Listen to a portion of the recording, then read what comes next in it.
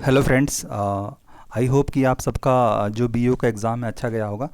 मैं इसका फटाफट समरी बताता हूँ कि क्या होगा हर एक क्वेश्चन का। मैंने इस पे बहुत मेहनत करी है, करीब 3-4 घंटे सारे आंसर्स निकालने में।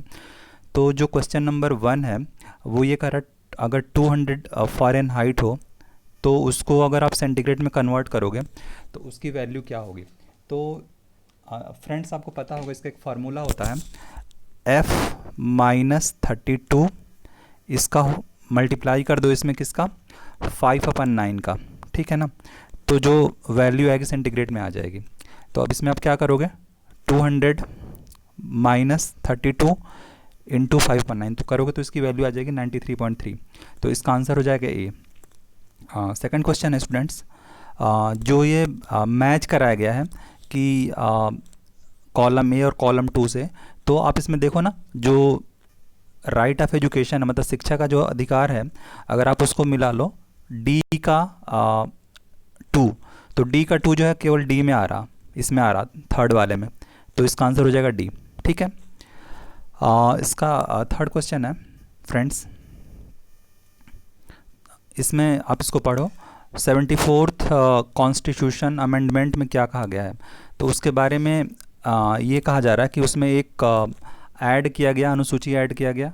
तो डेफिनेटली आपको पता होगा इसमें 12th ऐड करा गया अनुसूची, और यह नगर पालिका की पुनर्संरचना करता है, ये भी बात सही है। और यह महिलाओं के आरक्षण को प्रोविज़न करता है, it provides the reservation of seats for the women. तो ये भी सही है। लेकिन यह केवल कुछ राज्यों में निहित नहीं है, ये जो है सारे पूरे देश में एप्लीकेबल है। तो इसका आंसर हो जाएगा ए। ठीक है। थर्ड का आंसर हो जाएगा ए स्टूडेंट्स। तो थर्ड को आप लोग ए मार्क कर लो। नेक्स्ट क्वेश्चन है फोर्थ, आगे बढ़ते हैं।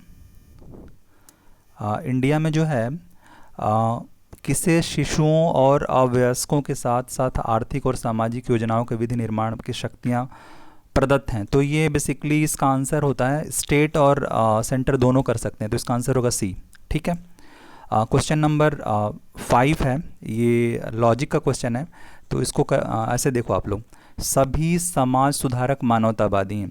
तो अगर सोशल रिफॉर्मर और ह्यूमनिस्ट, तो अगर सोशल रिफॉर्मर है ये वाला, तो ह्यूमनिस्ट इसका ऊपर वाला है। तो इसका जो सही आंसर होगा कि इसमें जो है सम ह्यूमनिस्ट आर सोशल रिफॉर्मर्स, कुछ मानवतावादी समाज सुधारक हैं। तो इसका आंसर सी हो जाएगा। ठीक है। क्वेश्चन नंबर 6 पे आते हैं। इसमें है मैच करना है, और जो मैच करने में इसका आंसर आप लोग देख लेना बी होगा, डेफिनेटली बी होगा। इसमें बी में अगर आप देखो, ए का इसमें ये होता है अंतर्राष्ट्रीय विधि के प्रति आदर बढ़ाना। ठीक है। बी का फोर्थ है सभी प्राणियों के प्रति दया का भाव रखना, आपको ध्यान होगा। 51 का के ए होता है इसमें। तो इस तरह से आप लोग डी का इसका थर्ड हो जाएगा, राज्य की लोक सेवा में न्यायपालिका को कार्यपालिका से पृथक करना। तो इस तरह से आपका ये आंसर बी मिलता है। नेक्स्ट पे आते हैं। जो क्वेश्चन नंबर 7 है, इसमें है कि इसके प्लेस पे कौन सा नंबर होगा। तो इसका जो आंसर है 7th का वो तो सी होगा, 28। लेकिन कैसे होगा ये देखो आप लोग, 4 के बाद 10 है, 10 के बाद क्वेश्चन मार्क है। तो अब देखो फ्रेंड्स, 4 के बाद 10 का मतलब ये हो गया 4 इंटू 3 माइनस 2। ठीक है। तो इसकी वैल्यू 10 होती है, ऐसे 10 इंटू 3 माइनस 2, 10 3 30 माइनस 2 28। तो इस तरह से 28 इसका आंसर आ जाएगा। हिंदी वाला जो पार्ट है वो थोड़ा सा इस पर ज़्यादा लिखा हुआ है हमारे फ्रेंड ने, किसी ने, जिसने मुझे पेपर से शेयर करा। तो हिंदी इंग्लिश आप लोग देख लेना, समझ लेना। ठीक है। नेक्स्ट क्वेश्चन है, अगर ए जो है बी का ब्रदर है, A is the brother of B, B is brother of C, A B C तीनों भाई हैं, C is husband of D. ठीक है ना। ए बी सी तीनों भाई हैं, और सी जो है डी का हस्बैंड है, तो डी का हस्बैंड सी है। And E is father of A, E जो है ए का फादर है। ठीक है। तो इसका मतलब ई जो है तीनों का फादर है। तो जो डी होगी ना वो ई की डॉटर इन लॉ होगी। तो इसका आंसर बी हो जाएगा। ठीक है, तो इसका आंसर बी हो जाएगा। नेक्स्ट क्वेश्चन है, अगर किसी सर्टेन कोड में दिसंबर को आप ऐसे लिख सकते हो तो नवंबर को क्या लिखोगे? इसको सॉल्व करना आप लोग, इसका आंसर डी हो जाएगा। ठीक है, नवंबर को इसमें बेसिकली हुआ क्या है, आप देखो इसका जैसे डी ई बना, सी ई बना, एम बी बना, ई आर बना, तो इसका उल्टा कर दिया, ये वाला पहले रख दिया ई आर, फिर एम बी, फिर सी, ऐसे आप लोग इसको करोगे ना तो नवंबर मिल जाएगा। नेक्स्ट क्वेश्चन करते हैं, जो सीरीज में x की वैल्यू क्या होगी? ये सीरीज बहुत ही सिंपल, कई बार यूपी ने पूछ रखा है। इसमें जो ना पिछले दो नंबर्स का सम करोगे तो तीसरा नंबर है, तो अगर आप इसमें 5 और 8 को प्लस कर दो तो x की वैल्यू 13 आ जाएगी। ठीक है, तो 10th का b हो जाएगा। 11th का आंसर जो है इसमें जो रायसीना डायलॉग है, रायसीना जो है प्रेसिडेंट हाउस को बोलते हैं, मतलब वहाँ पे एक कॉन्फ्रेंस हुआ था, उसका जो थीम था ना वो ये था, नेविगेटिंग द अल्फ़ा सेंचुरी, सी इसका आंसर हो जाएगा। जो क्वेश्चन नंबर 12 है, इसका जो world rapid chess championship India किस फीमेल ने जीता था, वो कोनेरू हेम्पी हैं। तो कोनेरू हेम्पी आप लोग याद रखना। क्वेश्चन नंबर 13 है, जो नीति आयोग है उसने जो रिपोर्ट जारी करी थी, कौन सी रिपोर्ट जारी करी थी? सस्टेनेबल डेवलपमेंट इंडेक्स रिपोर्ट जारी करी थी 2019 की जो रिपोर्ट थी, उसमें केरला जो था SDG गोल्स में फर्स्ट रैंक केरला का था। ठीक है, जनवरी 2020 में भारतीय नौसेना ऑपरेशन वनीला कहाँ स्टार्ट करा था? मेडागास्कर में किया था, इसका आंसर सी हो जाएगा। जो 2019 में G20 का कॉन्फ्रेंस हुआ था, तो उसमें ये कॉन्फ्रेंस जापान में हुआ था। ठीक है, तो जापान के बाद इसका चेयरपर्सन सऊदी को दिया गया, सऊदी अरब को दिया गया। तो जो दिसंबर 2020 में जो कॉन्फ्रेंस होगा G20 का, वो रियाद में होगा। ठीक है ना, रियाद में होगा। नेक्स्ट क्वेश्चन है,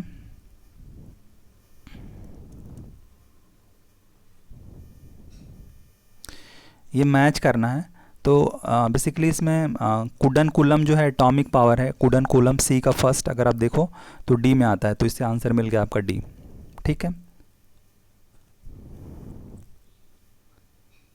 नेक्स्ट क्वेश्चन है, इंडियन जियोग्राफिकल सर्वे के अकॉर्डिंग जो भारत में कोयले का भंडार है ना, वो करोड़ टन में नहीं है, वो अरब टन में है। करीब अभी मैंने विकिपीडिया पे सर्च करा इसको, तो 101 बिलियन टन है।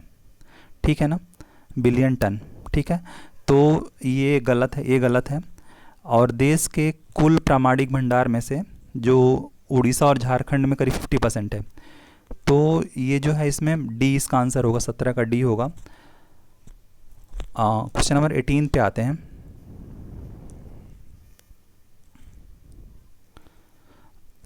जो पॉपुलेशन के दृष्टिकोण से सेकंड पे और क्षेत्रफल के दृष्टिकोण से थर्ड पे कौन सा स्टेट होगा? महाराष्ट्र है। फ्रेंड्स, अगर आपको पॉपुलेशन के दृष्टिकोण से देखना तो यूपी फर्स्ट पे आता है, देन महाराष्ट्र आता है। ठीक है, क्वेश्चन यही पूछ रहा। और अगर एरिया वाइज आपको देखना हो तो एरिया वाइज क्या है? पहले राजस्थान है, फिर क्या है? एमपी है, फिर महाराष्ट्र है, फिर फोर्थ पे यूपी है। तो इसको आप लोग याद रखना। ठीक है, क्वेश्चन नंबर 19 जो है वो यूपी का पेट क्वेश्चन है कि कोई जो ट्राइब्स हैं, जनजातियां हैं, किस किस एरिया में पाई जाती हैं? तो जरवा जो है अंडमान में पाई जाती है, ए का 4। तो ए का 4 अगर आप देखो तो इससे आंसर आपका बी मिल जाएगा। ठीक है, B is the right answer. Question number 20 अगर आप देखो तो इसमें कुछ बायोस्फीयर रिजर्व्स हैं, जैसे नोकरेक कहाँ पे है। अगर मानस आप आसाम जानते हो, बी का फर्स्ट, तो बी का फर्स्ट अगर जानते हो तो आपका आंसर सी मिल जाता है। बाकी आप लोग याद कर लेना, हो सकता है जो 11 अक्टूबर का एग्ज़ाम होगा और 13 सितंबर का BO RO का एग्ज़ाम होगा, उसमें सवाल डेफिनेटली रिपीट हो सकता है। तो आप इसको ध्यान से पढ़ो और ध्यान से आप लोग लेक्चर सुनो मेरा। आ, ये एक एसर्शंस वाले सवाल हैं, स्टेटमेंट्स वाले सवाल हैं, इनको आप ध्यान से देखिए। तो इसमें सेकंड तो सही है कि 53 जो 10 लाख से ज़्यादा पॉपुलेशन वाले नगर हैं 53 हैं, लेकिन जो फर्स्ट कैटेगरी के जो सिटीज़ हैं ना उसमें 60% लोग नहीं रहते हैं। तो मेरे हिसाब से इसका आंसर जो है केवल सेकंड होगा सही, फर्स्ट गलत होगा। ठीक है ना, आप लोग इसको जो नगरीकरण का डेटा है देख लेना कि इसमें क्या आंसर देता है, लेकिन जहाँ तक मुझे लग रहा है इसका आंसर केवल 2 होगा। ठीक है। क्वेश्चन नंबर 22 है कि 0 से 6 वर्ष की संख्या पर बालकों की संख्या सर्वाधिक है। अब देखो, बालकों की संख्या सर्वाधिक का मतलब ये होता है कि जहाँ पे फीमेल कम है और बालक ज़्यादा हैं। तो ये हर कैटेगरी में हरियाणा इसका आंसर होता है। ठीक है, आपको पता होगा हरियाणा जो है चाहे 0 से 6 कैटेगरी हो चाहे पूरा ओवरऑल हो, हरियाणा में मेल ज़्यादा हैं इनकी कंपैरिजन में। पंजाब, बिहार और क्योंकि यहाँ पे आपको पता है कि सेक्स रेशियो सबसे कम है इंडिया में, मतलब कि मेल ज़्यादा हैं फीमेल पे। ठीक है। क्वेश्चन नंबर 23 देखते हैं। इसका आंसर हो जाएगा सी। जो पसीना बहता है तो वो ताप पे भी डिपेंड करता है और ह्यूमिडिटी पे भी डिपेंड करता है, नमी कितना इस पर भी डिपेंड करता है। नमी अगर ज़्यादा होगा तो पसीना जो है वो कम निकलता है, क्योंकि नमी है एयर में तो सूखेगा नहीं, तो एयर सैचुरेट हुई रहेगी तो कम पसीना निकलेगा। तो इस तरह से सफोकेशन होता है बॉडी के अंदर। ये चीज़ सितंबर अगस्त के महीने में आप लोग फील करते होगे। हाँ, नेक्स्ट क्वेश्चन है,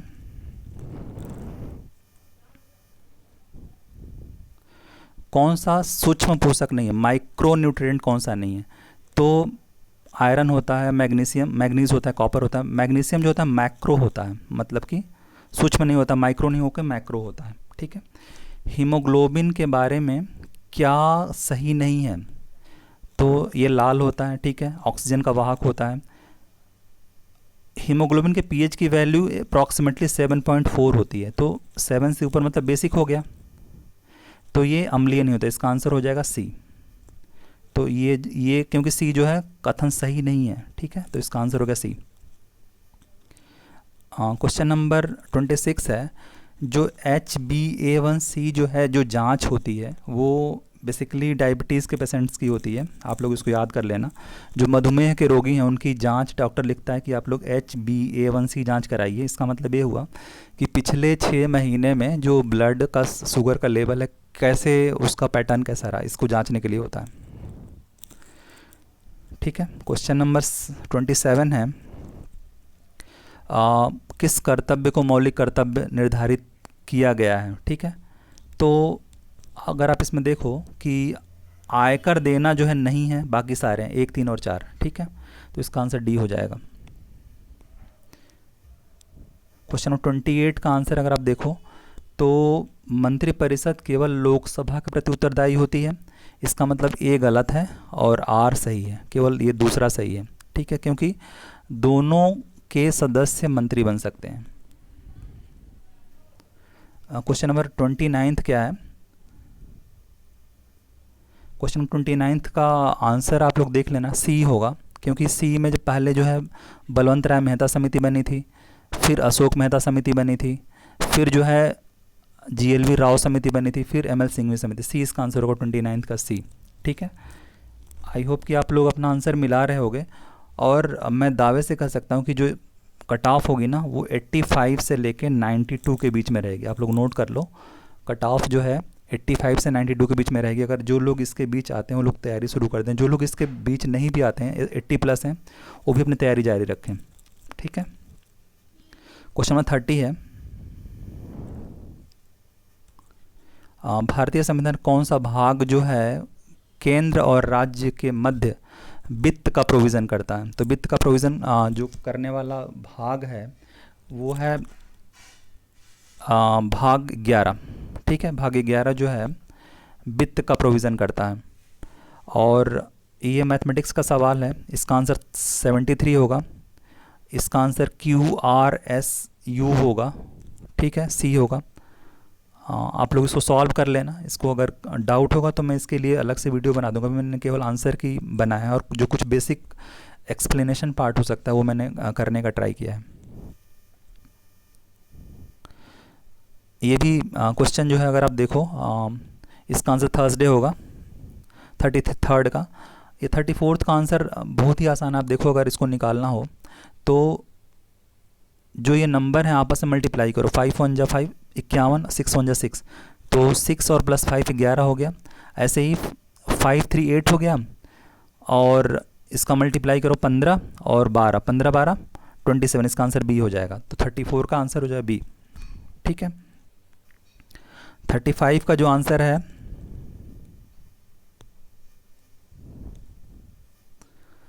इसमें बहुत सिंपल सवाल है। इसका भी आंसर डी होगा, 35 का डी। आप लोग देख लेना 35 साल इसका आंसर आएगा। मैं इंग्लिश वाला वर्जन कर रहा हूँ, इधर समझ में नहीं आ रहा क्या हिंदी में काफ़ी सारा लिख दिया इन्होंने। ये एक इक्वेशन दे रखा है, तो अगर आप 2 को इधर ट्रांसफ़र करो तो x माइनस 2 और इक्वल्स टू ये हो जाएगा, ये वाली वैल्यू। क्यूब करोगे तो इसकी वैल्यू आ जाएगी स्टूडेंट्स आपके पास। तो 36 का जो आंसर होगा वो ए होगा, 2 आएगा इसका सॉल्व करने पे। ठीक है, जो कार्ड्स वाला क्वेश्चन है 35 नंबर, इसका कार्ड्स वाला जो क्वेश्चन है 37 का सी 50 डिग्री ही आएगा और जो 38 का आंसर होगा वो 84 आएगा। 38 का आंसर बी होगा। ठीक है,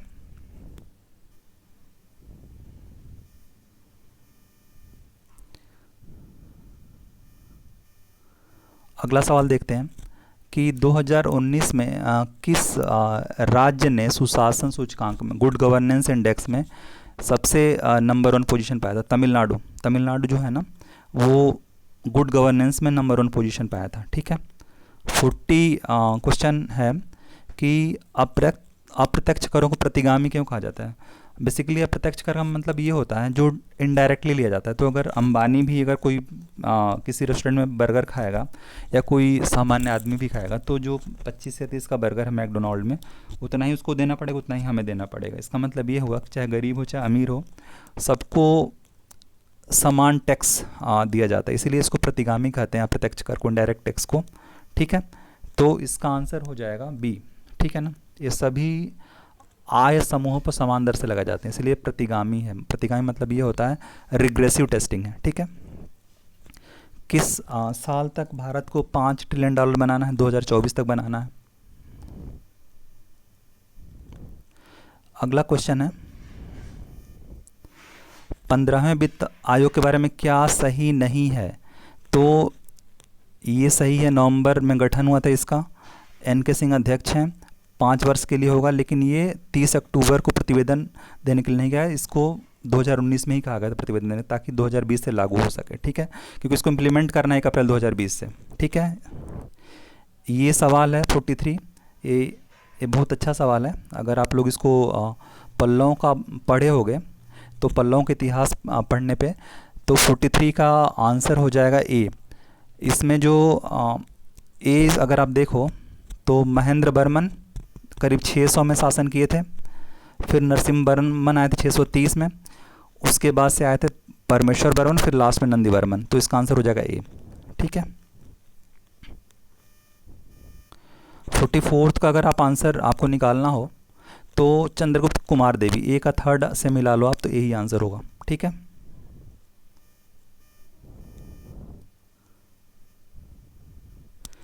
$45 का आप लोग कुछ पेपर्स हैं और उनके कुछ फाउंडर्स हैं, उनके नाम हैं। तो अल हिलाल, अबुल कलाम आज़ाद, ये न्यू इंडिया नी बेसेंट, ये सही है।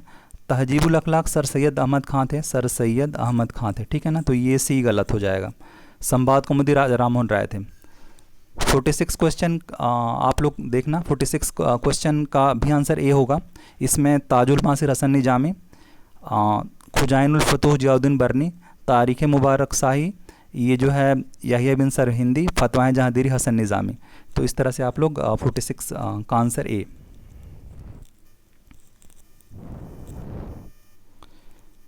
47 का आंसर आप लोग मैकडोनाल्ड का नाम सुना होगा, मैकडोनल्ड बर्गर जो खाते हैं, तो अकाल पड़ गया था तो वो बर्गर खिलाने लगा, तो इसलिए इसको याद रखना। अगर बी का वन आपको ध्यान होता, मैकडोनल्ड कमीशन जो है उसके लिए बना था, अकाल जो फैमाइन आते थे ना, अकाल पड़ते थे, उसके लिए बनाया गया था। ठीक है, क्वेश्चन नंबर 48 है,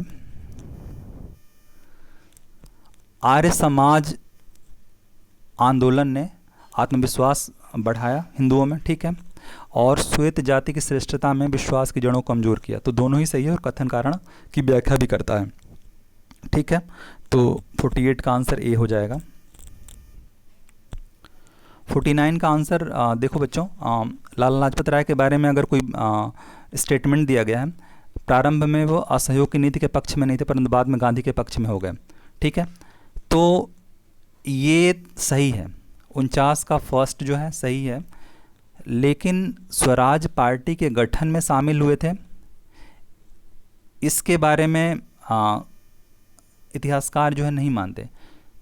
ठीक है, स्वराज पार्टी गठन में शामिल नहीं हुए थे, तो इसमें केवल मेरे हिसाब से आंसर ए होगा।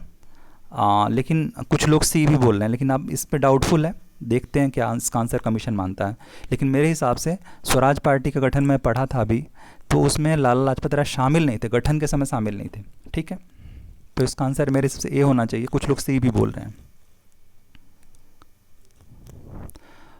अगला क्वेश्चन है, विलय के तहत जो विलय किया गया था उसके तहत क्रम क्या है? तो 50वें का बी हो जाएगा आंसर, क्योंकि बघाट के बाद सतारा, फिर उदयपुर, फिर झांसी लास्ट में, झांसी फिर उदयपुर लास्ट में। ठीक है, तो इसका आंसर बी। 51 का आंसर क्या होगा? ये CSAP होता है जो FRP के लिए वो करता है, रिकमेंडेशन करता है। कृषि एवं लागत मूल्य आयोग जो साल में 2 बार जो न्यूनतम समर्थन मूल्य की घोषणा होती है, तो ये ही संस्था करती है।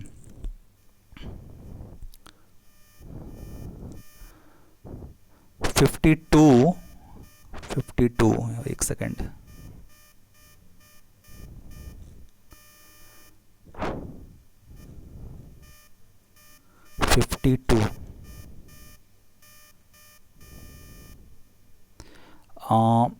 दो कथन दिए गए हैं। सूरजमुखी का जो तेल होता है एक अच्छी गुणवत्ता का तेल होता है, बिल्कुल सही बात है। इसमें इनसैचुरेटेड फैट की मात्रा अधिक पाई जाती है, ये भी बिल्कुल सही है। और जो कथन और कारण है वो इसमें इनसैचुरेटेड फैट की मात्रा पाई जाती है, ये गलत स्टेटमेंट है, इसमें सी सही है। ठीक है ना, इसका जो अगर आप सी सही है, ए सही है, आर गलत है। इसमें इनसैचुरेटेड फैट की मात्रा अधिक नहीं पाई जाती, इसीलिए ये अच्छी गुणवत्ता का माना गया। इसमें सैचुरेटेड जो ऑयल होता है उसकी मात्रा पाई जाती है, इनसैचुरेटेड फैट की मात्रा बहुत कम होती है। ठीक है, तो इसका आंसर सी होगा।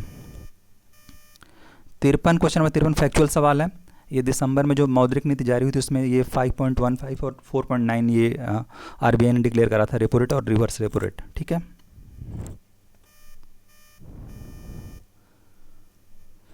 जो क्वेश्चन है ये उपभोक्ता मूल्य सूचकांक 54 का आंसर होगा सी। इसमें 1 और 3 सही हैं, 2 गलत हैं। 55 का आंसर होगा नोएडा, जो बिजनेस प्रोसेसिंग आउटसोर्स और सॉफ्टवेयर के फील्ड में नोएडा यूपी का सबसे बड़ा केंद्र माना गया है।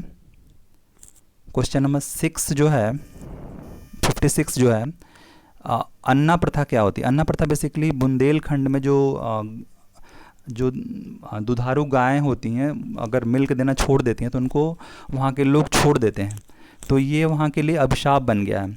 तो ये सवाल बुंदेलखंड के लिए पूछा गया, तो यूपी का बुंदेलखंड रीजन इसका आंसर होगा 56 का।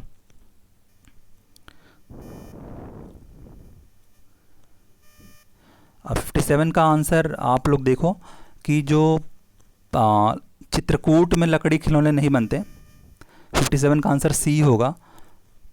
चित्रकूट में लकड़ी खिलौने सहारनपुर एरिया में बनते हैं, तो ये इसका आंसर आप लोग देखें सी होगा। ठीक है, 58 का आंसर क्या होगा? जो ये जनजातियां हैं, अगरिया है, बैगा है, भुइया है, ये सोनभद्र में पाई जाती हैं। ठीक है, और 59 में जो क्वेश्चन है, कौन सा फॉस्फेटिक जैव उर्वरक है, ऐसा जो बायो फर्टिलाइजर जिसमें फॉस्फेट पाया जाता है, तो राइजोबियम होता है इसका आंसर। ठीक है, आप राइजोबियम गूगल करना, इसमें फॉस्फेट एक कंपोनेंट होता है, ठीक है। क्वेश्चन नंबर 60, इसमें जो है कुछ सिंगर्स हैं और उनकी स्टाइल दी गई है। तो राजन साजन मिश्रा जो हैं बेसिकली बनारस घराने के सिंगर हैं, ठीक है। तो बनारस घराना के सिंगर हैं और ये क्लासिकल स्टाइल में गाते हैं, तो ये आंसर होगा क्योंकि सुमेलित नहीं है, तो इसका आंसर ए हो जाएगा मेरे हिसाब से। तो फ्रेंड्स अभी आधे मैंने पेपर करा दिया आप लोगों को, आधे पेपर अभी थोड़ी देर बाद कर दूंगा, ठीक है। तो होप कि आप लोग अपना तब तक मिलाओगे अच्छे से, और मिलते हैं थोड़ी देर बाद और आपको बाकी सारे क्वेश्चंस करा दूंगा। Thank you for watching, thanks.